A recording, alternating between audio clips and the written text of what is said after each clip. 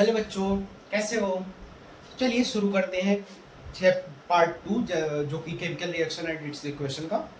I hope आपने part one देख लिया होगा। अगर आपने पार्ट वन नहीं देखा तो आप चैनल पे जाके देख सकते हो। आई थिंक आई बटन पे मैंने लिंक लगा दूंगा, वहां पे भी दिख जाएगा। ठीक है, तो चलिए इस पार्ट टू में हम डिस्कस क्या करेंगे, आपको मैं ओवरव्यू देता हूँ। पहले हम डिस्कस करेंगे पार्ट टू। ये पार्ट टू है। पार्ट वन अगर आपने नहीं देखा तो देख लीजिए, उससे क्लियर हो जाएगा आपको कैसे चैप्टर को पढ़ना है। उसमें ज्यादा डिटेल था, इसमें तो इजी है ये वाला पार्ट। ठीक है, इसमें पहले पढ़ेंगे, क्या पढ़ेंगे? पहले पढ़ेंगे डिस्प्लेसमेंट रिएक्शन। ठीक है, पहले पढ़ेंगे डिस्प्लेसमेंट रिएक्शन। ये रह गया था हमारा। दो हमने types of reaction, combination and decomposition reaction, जो कि बहुत इंपॉर्टेंट है बोर्ड के लिए, उसको पार्ट वन में डिस्कस किया है। अगर अभी भी नहीं देखा था आप देख सकते हो। ठीक है, डिस्प्लेसमेंट रिएक्शन, फिर double displacement reaction, double displacement reaction, then हम डील करेंगे।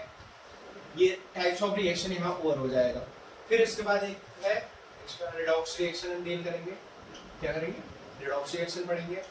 फिर उसके बाद लास्ट पार्ट चैप्टर का होगा कोरोजन एंड रेंसिडिटी। क्या है? रेंसिडिटी।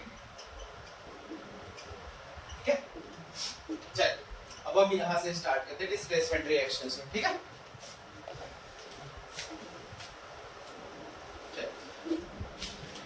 आपको डिस्प्लेसमेंट रिएक्शन पढ़ने से पहले एक मेटल रिएक्टिविटी सीरीज का ऑर्डर बता देता हूँ, जो कि चैप्टर थर्ड में आपकी बुक में भी दिया है, लेकिन उसको यहाँ पे याद कर लेंगे देन आपको डिस्प्लेसमेंट रिएक्शन समझने में। डिस्प्लेसमेंट रिएक्शन है कुछ नहीं, मतलब आपको वो रिएक्टिविटी सीरीज याद होनी चाहिए।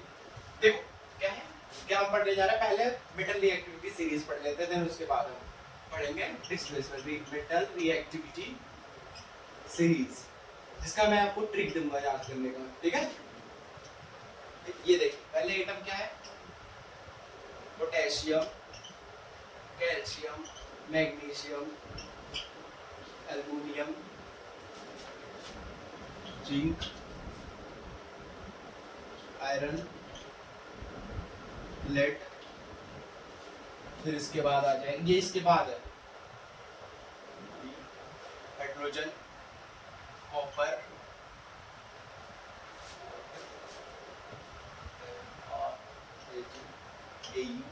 ठीक है। ये है मेटल रिएक्टिविटी सीरीज।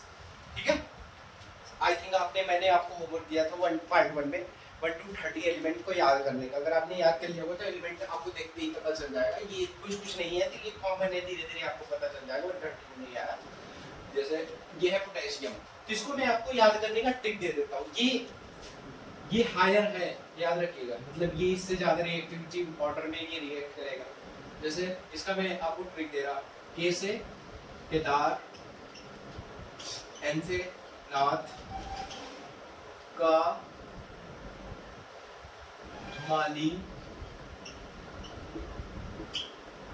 आलू, जरा, फीका, पकाता, पकाता है। ठीक है हो गया। फिर यहां से है से फिर हाई कोर्ट है, हाई कोर्ट है, आप ऐसे कर लेंगे, आप का से कुछ नहीं है। ठीक है, तो ये आप ट्रिक से याद कर लीजिए। तो उसमें जैसे अभी देखिए डिस्प्लेसमेंट रिएक्शन होगा क्या, जैसे ये पोटेशियम या सोडियम का एक एलिमेंट होगा, वो देन अगले से कंपाउंड होगा, तो उसको डिस्प्लेस कर देगा। जो हायर ऊपर वाले होगा नीचे को डिस्प्लेस, नीचे वाले एलिमेंट को डिस्प्लेस कर देगा। जैसे अभी ये डिस्प्ले आपकी बुक में दिया है, फेरस का आयरन का एक कंपाउंड है, उसमें कॉपर सल्फेट होगा, तो वो क्या करेगा, कॉपर को वहां से डिस्प्लेस करके आयरन सल्फेट बन जाएगा। क्यों डिस्प्लेस कर रहा है? क्योंकि ये ऊपर आ रहा है। मेटल रिएक्टिविटी सीरीज में जो एलिमेंट ऊपर आते हैं वो नीचे वालों को डिस्प्लेस कर देते हैं। ठीक है, ये आप स्क्रीनशॉट मतलब या तो राइट डाउन कर लो, मैं तो यही कहूंगा कि आप एक बार 2 या 3 बार कॉपी पे लिखो, फिर उसके बाद अच्छे से याद कर लो। ये बहुत जरूरी है, क्योंकि थर्ड चैप्टर में भी रहेगा, फिर अब तुमको याद ही करना पड़ेगा। कोई और अभी याद कर लोगे तो अच्छा ही रहेगा, अभी क्योंकि ज़्यादा कुछ होता नहीं है इतना पढ़ने का। ठीक है, चल आई होप आपने नोट डाउन किया होगा। अगर नोट डाउन नहीं किया तो मैं टेलीग्राम का लिंक दूंगा, उससे नोट्स डाउनलोड जरूर कर लेना। ठीक है, ठीक है, चल अब हम बढ़ते हैं अपना मेन टॉपिक। पहला क्या था? Displacement reaction. कौन सा रिएक्शन? Displacement reaction. ठीक है, ये डिस्प्लेसमेंट क्या है? डिस्प्लेस से आपको आइडिया लग रहा होगा कि कुछ होगा, एक एलिमेंट दूसरे एलिमेंट को डिस्प्लेस करता है, इसमें यही होता है। चलिए इसको डिफाइन कर लेते हैं पहले। Displacement reaction is a chemical reaction in which higher reactive metal element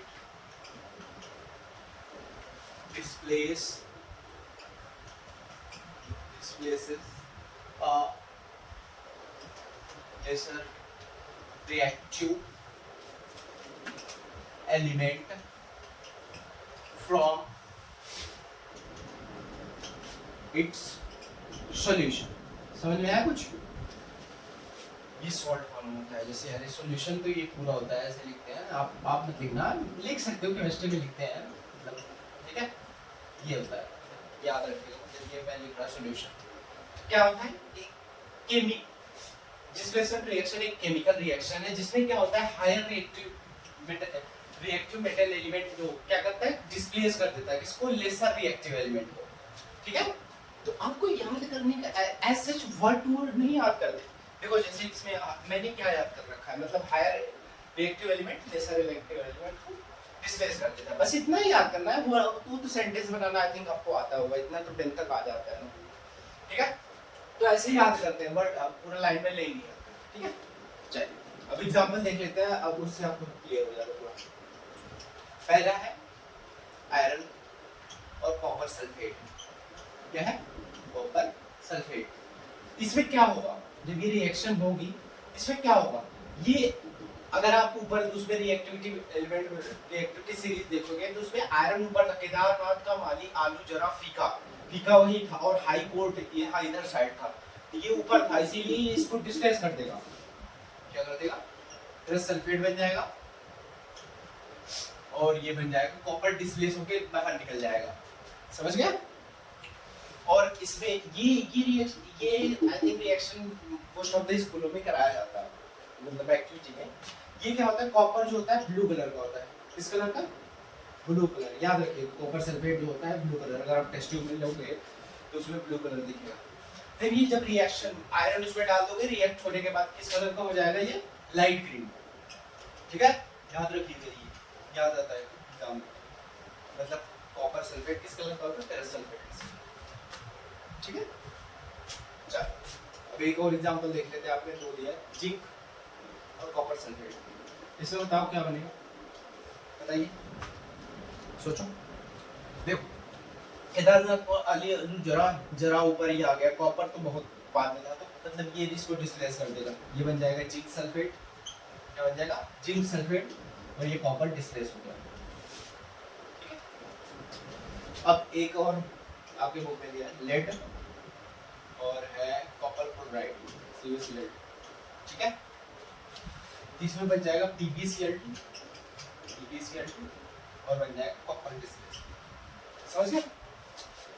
बस ये एग्जांपल है और आपको ये डेफिनेशन क्लियर होनी चाहिए और ये एग्जांपल क्लियर होना चाहिए। अब आपको देखो, अगर आपने वो मेटल रिएक्टिविटी सीरीज याद कर ली तो कोई भी एग्जांपल होगा आप मतलब पहचान भी लोगे। जैसे देखो जो कॉम्पिटिटिव एग्जाम होती है उसमें ऐसे आ जाता है, जैसे इसमें आ गया लेड, कॉपर यहाँ दे देगा, कॉपर ऐसे आ जाएगा। यही एग्जांपल मान लो ऐसे अगर आ गया, कॉपर क्लोराइड दे देगा, लेड दे देगा,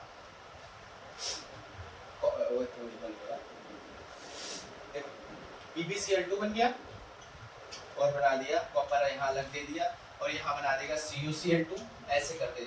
पूछेगा is it a displacement reaction? जिस इंसान ने नहीं पढ़ा होगा ये मतलब नीचे आता है मेटल रिएक्टिविटी, उसको तो लगेगा ये कॉपर मतलब डिस्प्लेस हो सकता है, तो लगा सकता है ये, लेकिन रिएक्शन होगी ही नहीं, ये रिएक्शन होगी ही नहीं, क्योंकि ये रिएक्शन होगी ही नहीं। मतलब क्यों नहीं होगी? क्योंकि जो ये लोअर मेटल जो होता है ये मतलब ये लोअर मेटल जो है ये इसको डिस्प्लेस नहीं कर पाएगा, ये मतलब उसके कंपाउंड से इसको, समझे? मतलब ये यार ये वाला ऊपर रहना चाहिए, हायर रिएक्टिव एलिमेंट होगा देन लोअर वाले को डिस्प्लेस कर पाएगा, समझ गए? चल नोट डाउन कर लो इसको। अब इसके बाद है डबल डिस्प्लेसमेंट रिएक्शन, वो भी कुछ है नहीं उतना, मतलब ठीक है, मतलब इजी था वो। मेन देखो इसमें चार जो रिएक्शन थी, इसमें जो पहला दोनों था कॉम्बिनेशन और डिकम्पोजिशन रिएक्शन, वो बहुत इंपॉर्टेंट रिएक्शन है दोनों, उसको वो बोर्ड उसमें क्वेश्चन भी आता है बोर्ड और यूनिट टेस्ट में तो आता ही हुआ है। डबल डिस्प्लेसमेंट रिएक्शन, ये क्या है? इसमें देखो क्या होगा, दो आयनिक कंपाउंड होगा, मतलब दो कंपाउंड होगा, दोनों के कंपाउंड में आयनिक का आयन का एक्सचेंज होगा, तो वो क्या करेंगे, दोनों आयन के एक्सचेंज करने के बाद वो नया दो कंपाउंड बना लेंगे, ठीक है? चलो इसका डेफिनेशन देखते हैं। Is a double displacement reaction is a chemical reaction in which two compounds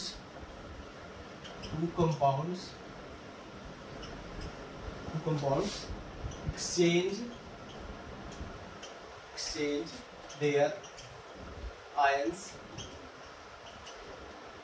and form a two new compounds, ठीक है? अभी देखो ये एकदम क्लियर हो जाएगा एग्जांपल से, तो कुछ है example sodium sulphate, barium chloride,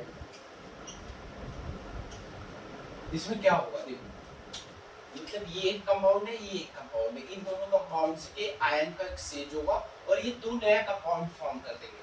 देखो जैसे इसमें क्या होगा, एक बनेगा बेरियम सल्फेट और एक बनेगा sodium chloride,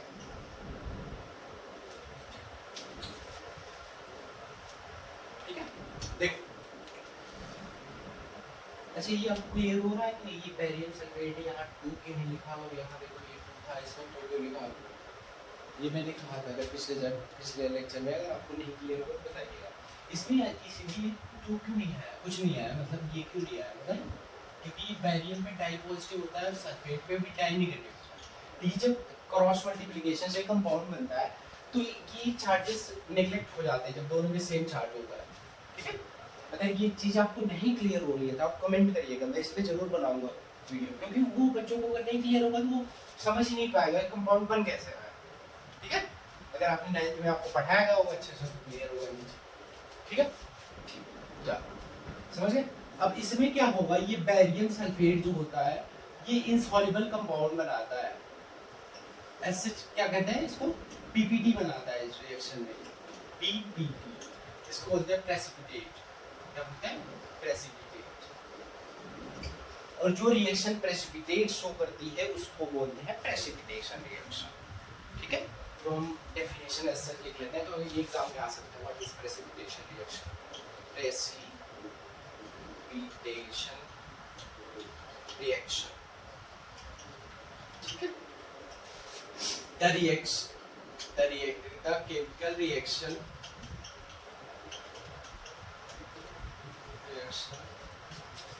forms a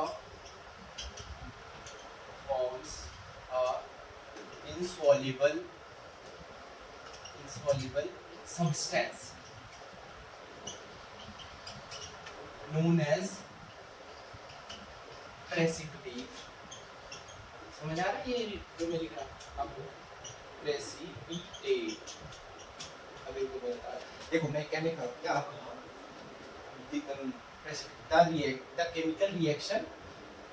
the chemical reaction which forms a insoluble substance, जो वह chemical reaction जो insoluble substance को बनाती है, तो उसको इस वाले सब्सटेंस को हम प्रेसिपिटेट कहते हैं।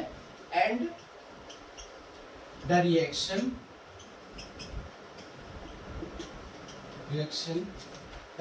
which shows this, मतलब जो रिएक्शन प्रेसिपिटेट शो करती है उसी रिएक्शन को हम क्या कहते हैं, प्रेसिपिटेशन रिएक्शन। समझ आ गया? प्रेसिपिटेशन रिएक्शन समझ आया कि नहीं यार? ये तो कुछ है नहीं।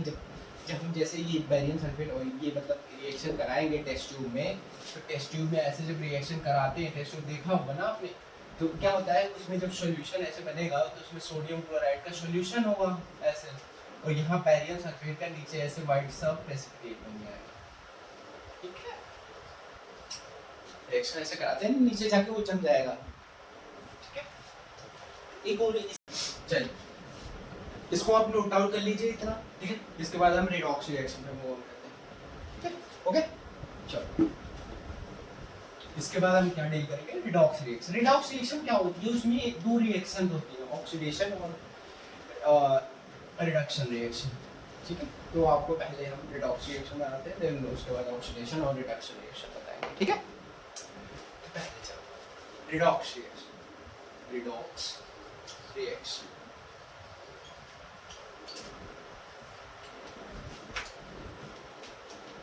redox reaction क्या है कि redox reaction is a reaction which shows oxidation and reduction reaction। उस reaction को हम क्या कहते हैं, redox reaction। हम उसको define करते हैं। redox reaction is a chemical reaction in which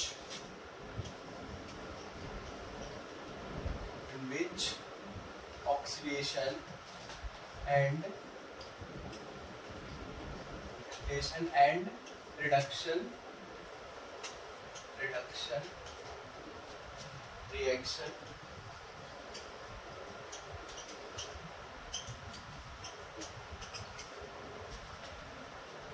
ऐसे भी लिखो, the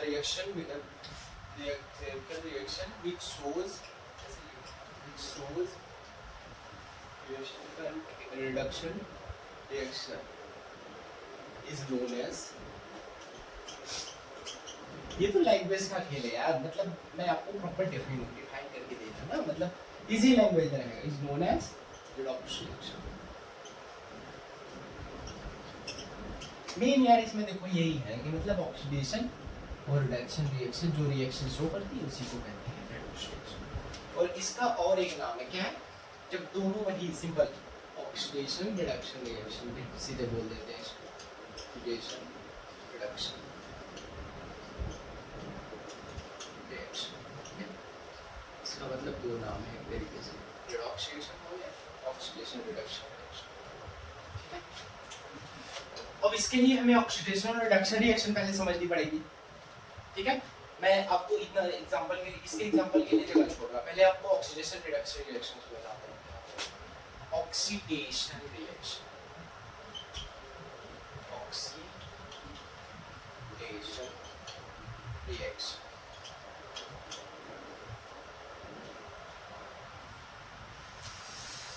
ऑक्सीडेशन रिएक्शन क्या होती है?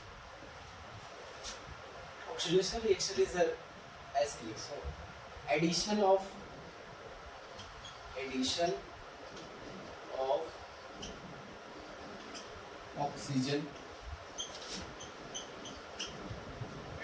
ऑक्सीजन और removal of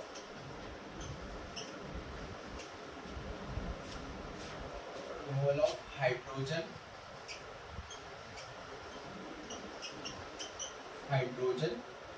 and electron is known as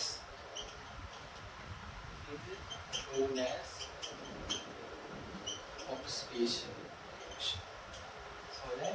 देखो क्या है ऑक्सीडेशन रिएक्शन, क्या कह रहा है, मतलब ऑक्सीडेशन रिएक्शन वो रिएक्शन होती है जो कि क्या करती है, जिसमें एडिशन ऑफ ऑक्सीजन होगा जिस एलिमेंट में, उसको ऑक्सीडेशन रिएक्शन कहते हैं। या तो उसमें रिमूवल ऑफ हाइड्रोजन होगा या इलेक्ट्रॉन का रिमूवल होगा। देखो ऑक्सीडेशन से याद रखना है, इससे कि ऑक्सीजन से रिलेटेड होगा, मतलब एडिशन होगा किसका होगा, ऑक्सीजन का। ठीक है। और हाइड्रोजन और इलेक्ट्रॉन ये वाला तो आप में अभी इतना है नहीं, ये 11th में काम आता है हाइड्रोजन, लेकिन आप जानते हो कि मतलब एडिशन ऑफ ऑक्सीजन या तो रिमूवल ऑफ हाइड्रोजन या इलेक्ट्रॉन होगा तो उसको ऑक्सीडेशन रिएक्शन कहते हैं। ठीक है, चलो अब चलिए इसका एग्जांपल देखते हैं हम, तब आपको ज्यादा क्लियर हो जाएगा। ठीक है, इसका एग्जांपल कार्बन प्लस ऑक्सीजन मिलके क्या बनाता है CO2। इसमें देखो ये कार्बन एलिमेंट था, इसका ऑक्सीडेशन हुआ है, यहाँ पे क्या हुआ है ऑक्सीडेशन, क्योंकि इसमें एडिशन ऑफ ऑक्सीजन हो गया तो इसलिए इसको ऑक्सीडेशन रिएक्शन कहते हैं। ठीक है, इसी तरीके से एक और एग्जांपल ले लीजिए, कॉपर में अगर ऑक्सीजन हम ऐड कर देते हैं ये बना लेता है कॉपर ऑक्साइड, बैलेंसिंग आप देख लेना। ठीक है, तो ये कॉपर ऑक्साइड, कॉपर में ऑक्सीजन का एडिशन हो गया इसलिए कॉपर ऑक्साइड बन गया। ठीक है, समझ गए, समझ आया कि नहीं? मतलब इसमें देखो एडिशन ऑफ ऑक्सीजन होगा या removal of hydrogen and electron, ये हाइड्रोजन और इलेक्ट्रॉन वाला खाली याद रखो, ये यहाँ पे जरूरत नहीं है इतना, अगर किसी में दिख जाए मतलब एक्सरसाइज वाले क्वेश्चन में करते हुए तो वहाँ लेना हो जाएगा, लेकिन ये याद रखो मेन आपका ये ऑक्सीजन एज अ मतलब 10th के पर्पस से 10th क्लास में इतना ही ज़्यादा बेसिक, इसका बेसिक है क्योंकि 11th में इस रिडॉक्स रिएक्शन का बहुत इंपॉर्टेंट आ जाता है इसीलिए। ठीक है, यहाँ आपको बताया जा रहा है कि मतलब ये रिडॉक्स रिएक्शन होती क्या है। इसके बाद क्या है, रिडक्शन रिएक्शन पढ़ लेते हैं। कौन सा रिएक्शन, रिडक्शन रिएक्शन। तो ये अगर इसमें देखो एडिशन होगा तो इसमें देखो इसमें किसका addition of hydrogen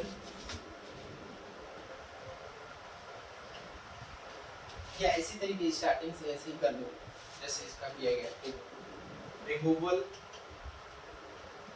of oxygen और एडिशन, वही मैंने लिखा पहले खाली एडिशन, जैसे यहाँ पे लिखा था वैसे ही इधर लिख दिया, इसीलिए मैंने addition of hydrogen and electron. ठीक है, इज नोन एज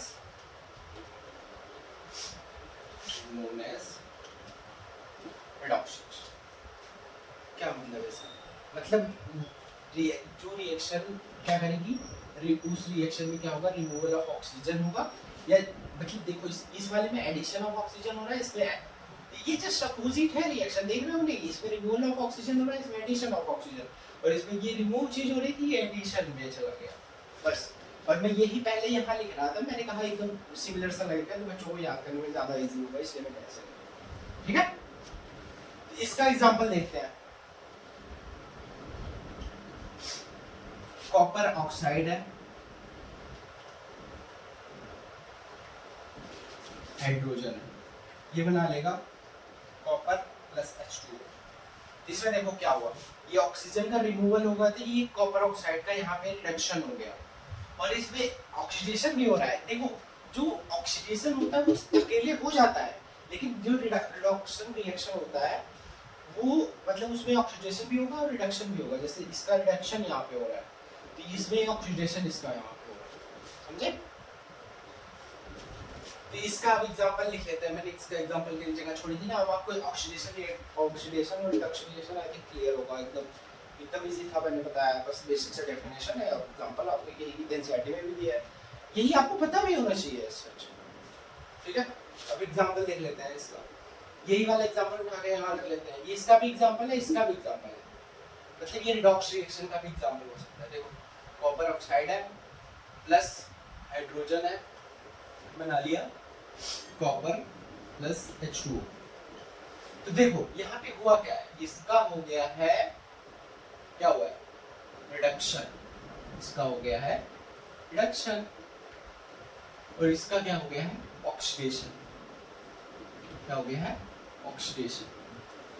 और एग्जांपल है इसका, एक है आपके बुक में दिया जिंक ऑक्साइड प्लस हाइड्रोजन, ये क्या बना लेगा, जिंक और H2O रिलीज हो जाएगा। ठीक है, तो इसमें देखो क्या होगा, यहाँ पे इसका क्या हुआ, ऑक्सीजन का रिमूवल हुआ तो ये क्या होगा, रिडक्शन हो गया, और इसमें क्या हुआ है, ऑक्सीजन का एडिशन हो गया तो इसमें क्या हो गया, oxidation.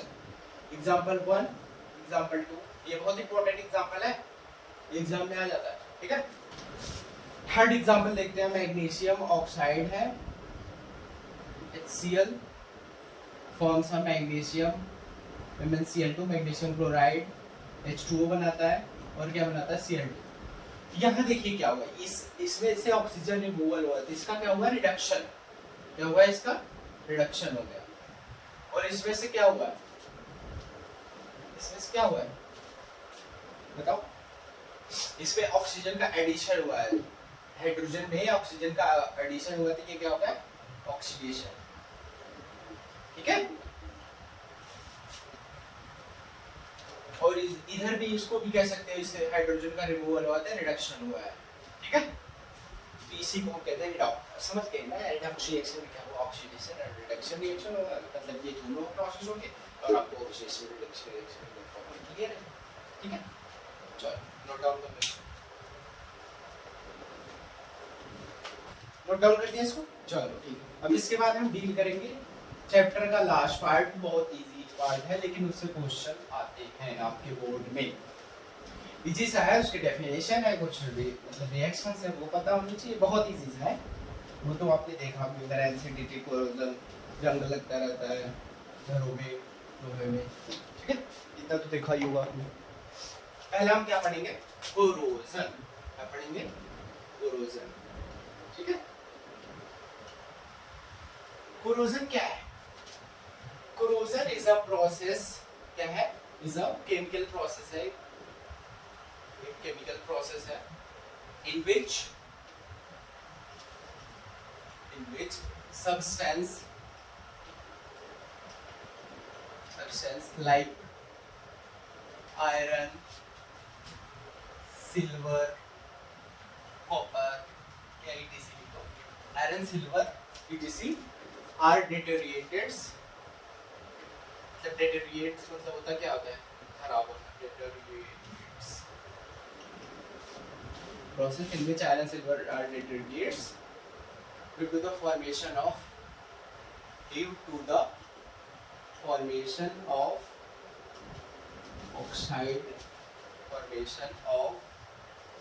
oxide layer on its surface।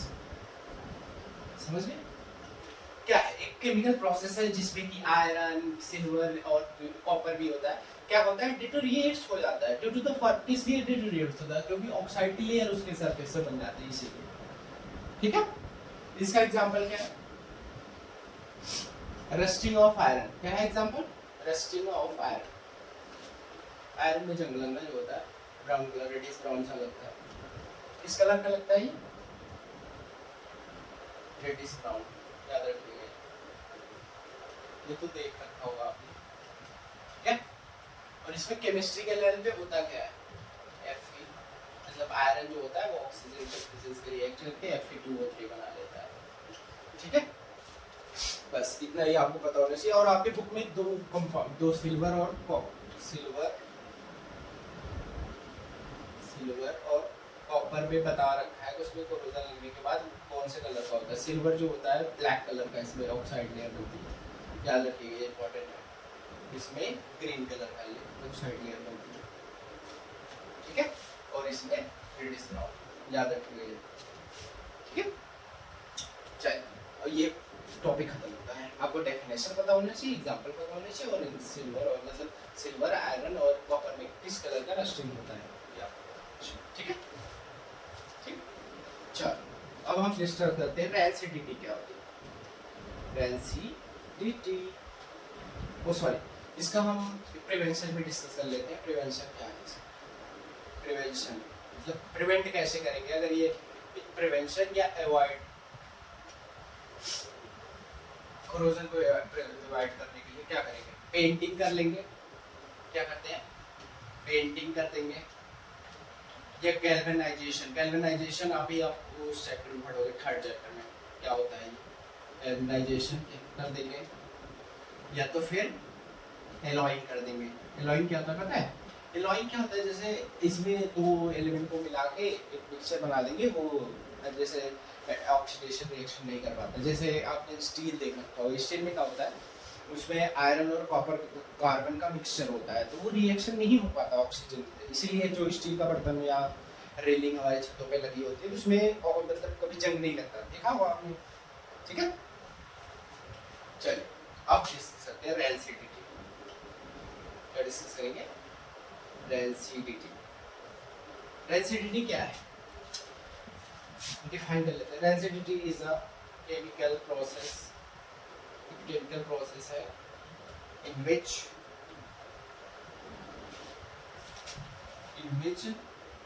food items contain oil and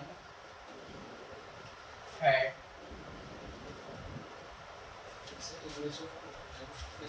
oil and fat, ये बहुत इंपॉर्टेंट वर्ड ये इसमें। एक प्रोसेस है जिसमें food items contains of oil and fat are oxidised,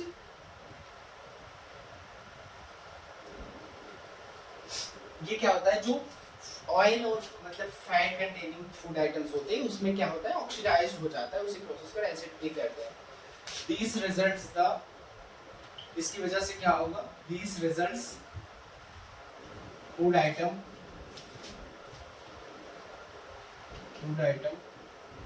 smell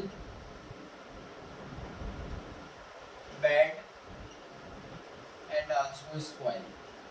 क्या होगा, इस अगर ये ऑक्सीडेशन हो जाता है तो फूड आइटम क्या होगा, स्पॉइल खराब हो जाएगा और क्या करेगा, बैड स्मेल भी करता है। ठीक है, समझ गए?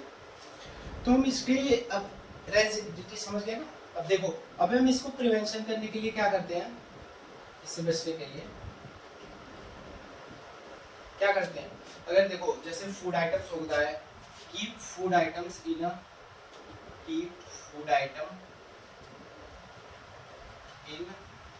रेफ्रिजरेटर में रख देते हैं, रेफ्रिजरेटर, या ये कर लेंगे, कीप फूड आइटम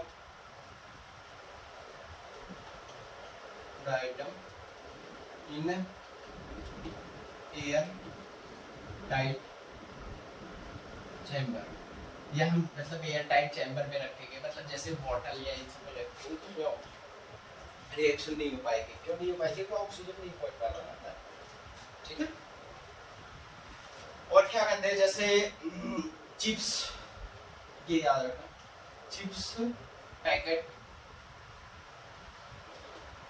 और packets are full of nitrogen gas, उसमें नाइट्रोजन गैस होती है, तब भी उस नाइट्रोजन गैस होती है वो रिएक्ट नहीं करने देती ऑक्सीजन को। ठीक है, अब चैप्टर का मेन पार्ट मतलब वो अराउंड पार्ट तो खत्म हो गया। अब एनसीईआरटी का थोड़ा सा साइड क्वेश्चन है, वो 2-3 मैं उसको डिस्कस करता हूँ उसके बाद, तब तक इसको आप नोट डाउन कर लो। ठीक है, हो गया, स्टॉप करके नोट डाउन कर लो। अगर नोट डाउन नहीं कर रहे हो तो मैं टेलीग्राम का लिंक या यहाँ पे QR लगा दूंगा, आप उससे नोट्स मेरा ले लेना, आपको बहुत बेनिफिट हो जाएगा। ठीक है, टेलीग्राम का लिंक या ग्रुप मतलब डिस्क्रिप्शन में होगा, या तो स्कैनर यहाँ पे स्क्रीन पे मैं शो कर दूंगा।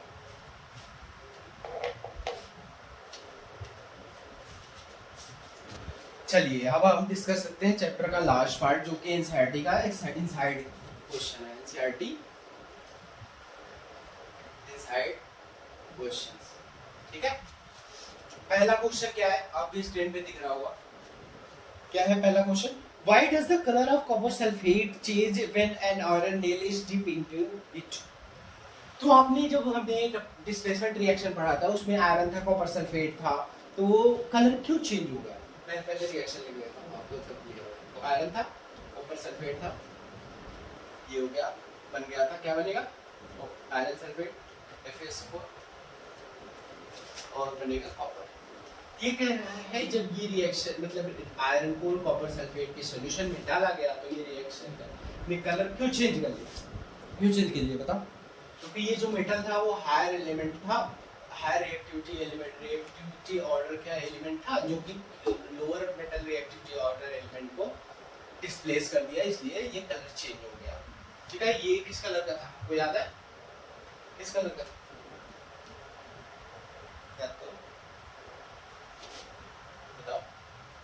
कमेंट करना अगर ये ब्लू कलर का होता है, इस कलर का ब्लू कलर, और ये light green colour, light green. दूसरे क्वेश्चन डायरेक्ट क्या पूछा, व्हाई डज चेंज, तो उसको लिख देना कि कॉपर सल्फेट क्या पूछा है क्वेश्चन देख लेना। Why does the colour of copper sulphate change when an iron, copper sulphate का कलर चेंज होता है बिकॉज, वो लाइन आगे क्या लिख लेना, copper the colour of copper sulphate changes because the iron is of higher reactive element as compared to copper, hence it displays from copper sulfate solution and forms a ferrous sulfate which is of light green color। ऐसे proper आप लिखोगे तो आपको examiner कोई सोचेगा भी number cut करने का, मतलब आपने देखो ये अगर खाली इतना ही लिख दोगे, मतलब ये रिएक्शन करके ये कलर भी लिख दोगे तो कंप्लीट है, लेकिन आपने ये कलर पूरा प्रॉपर डिफाइन कर दोगे तो कोई चांस नहीं। ठीक है, अब इसके बाद क्या है, आपको स्क्रीन पे दिख रहा होगा क्वेश्चन क्या है, give the examples of double displacement reaction other than one which is given. जो कह रहा है मतलब रिएक्शन वो दिया गया था उसके अलावा एक डबल डिस्प्लेसमेंट रिएक्शन का एग्जांपल दो। क्या एग्जांपल, ये एग्जांपल आपको मैं दे देना, सोडियम हाइड्रोक्साइड HCl, ये क्या बना लेता है, NaCl और H2। ये आपको आगे पढ़ना है, मतलब सेकंड चैप्टर में, ये एसिड बेस रिएक्शन है जो कि सॉल्ट और वाटर बना लेता है। ठीक है, चलो इसके बाद हम थर्ड क्वेश्चन पे डील करते हैं। क्या कह रहा है, आइडेंटिफाई द, आपको दिख रहा होगा स्क्रीन पे, क्वेश्चन को ध्यान से पढ़ो या बुक लेके बैठा करो जब लेक्चर स्टार्ट किया करो। ठीक है, क्या है, identify the substance that are oxidised and the substance which are reduced in the following question. क्या है क्वेश्चन, क्या है, सोडियम है, सोडियम ऑक्सीजन का रिएक्शन हो रहा है,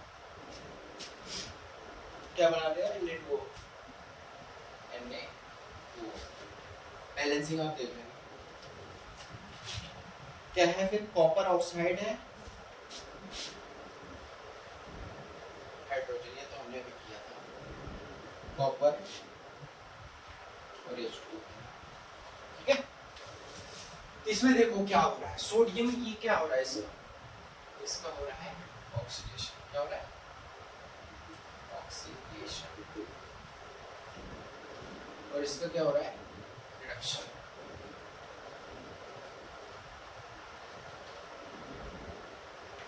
इसका क्या हो रहा है, ऑक्सीडेशन, यही बताना। ठीक है, समझ आ गया। अच्छा, अब इसी के साथ हमारा ये चैप्टर 1 खत्म होता है एक तरीके से, और मतलब चैप्टर अभी ओवरऑल एक पार्ट और आएगा इसके बाद, पार्ट 3, जो कि जिसमें एनसीईआरटी का एक्सरसाइज वाले क्वेश्चन होंगे। ठीक है, तो चलो अब मैंने चैप्टर को बहुत ही अच्छे से बताया। आई थिंक आपको अगर कुछ भी ना समझ आया तो आप कमेंट जरूर करिएगा, और अपने दोस्तों के साथ हो सके तो शेयर करिए लेक्चर को, और कुछ भी आपको डाउट हो तो आप कमेंट कर सकते हो। और आपसे मेरी ये रिक्वेस्ट है कि आप क्या करना, ये मतलब जो लेक्चर आपने आई थिंक आप तो देख ही लिया होगा, अब यहाँ तक आ गए हो तो क्या करना, अब इसके बाद आप एनसीईआरटी को उठाओ, पूरा प्रॉपर पढ़ लो। उसके बाद ये पार्ट 3 आई थिंक मैं कुछ दिनों में डाल दूंगा, तो उसको अभी अब मत देखना, जब तक ये पूरा लेक्चर ना देख लो और पूरा मतलब बुक ना पढ़ लो। डिफेंड मतलब आप नोट्स आई थिंक बनाए हो तो ठीक है, नहीं तो नोट्स देख लेना, उसके बाद पार्ट 3 देखना। उससे क्या होगा, क्योंकि वो एनसीईआरटी एक्सरसाइज भी क्या है, पूरे चैप्टर से अच्छा खासा क्वेश्चन है, उससे आपको क्या होगा, पूरा चैप्टर क्लियर हो जाएगा एक तरीके। अगर आपने रिवाइज कर, बिना रिवाइज किए डायरेक्ट ऐसे ही आ गए पार्ट 3 पे, तो कोई मतलब नहीं है देखने का। ठीक है, इसलिए मैं कह रहा पार्ट 1 और 2 अच्छे से, अगर आपको अभी भी थोड़ा बहुत डाउट है तो उसको रिपीट करके देखो और नोट्स को प्रॉपर रिवाइज करो, और एक बार एनसीईआरटी बुक भी पढ़ लेना, मैंने कोई पॉइंट उसमें का छोड़ा ही नहीं है, ठीक है, एक्स्ट्रा ही बता दिया है आपको। तो इसी के साथ थैंक यू।